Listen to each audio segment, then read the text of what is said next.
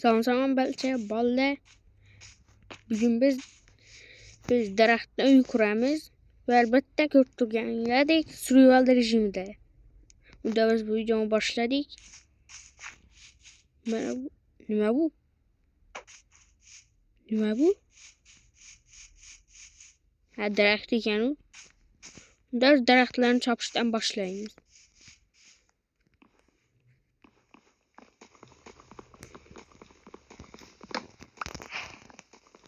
Aytgancha bugun göreceğimiz daraxtdan uy qurish ve ejderni yo'q qilish. Albatta bu qismlarga bo'lib chiqaramiz.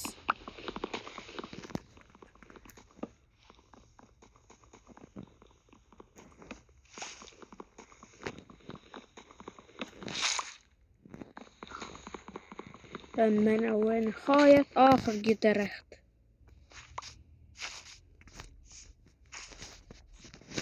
Yo'shtak hisoblaymiz.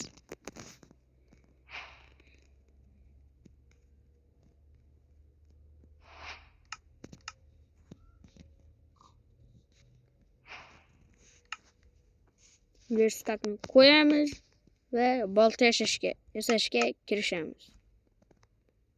Yo'q, balta emas, kirka deyish. Yo'shtakni sindiramiz ve men bu cho'chkani yo'q qilamiz.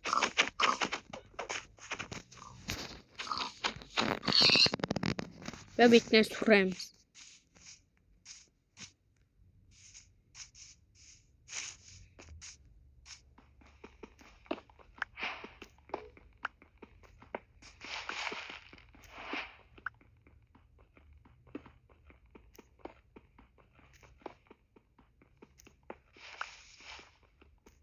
İltimos, fakat kanalga abone bo'ling.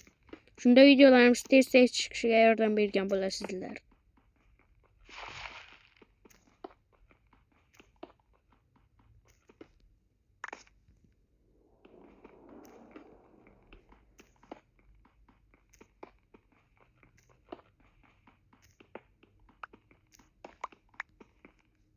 Voy. Do'stlar, men kechirib qo'yasizlar hozir. O'zimga effekt berib olmasam bo'lmaydi.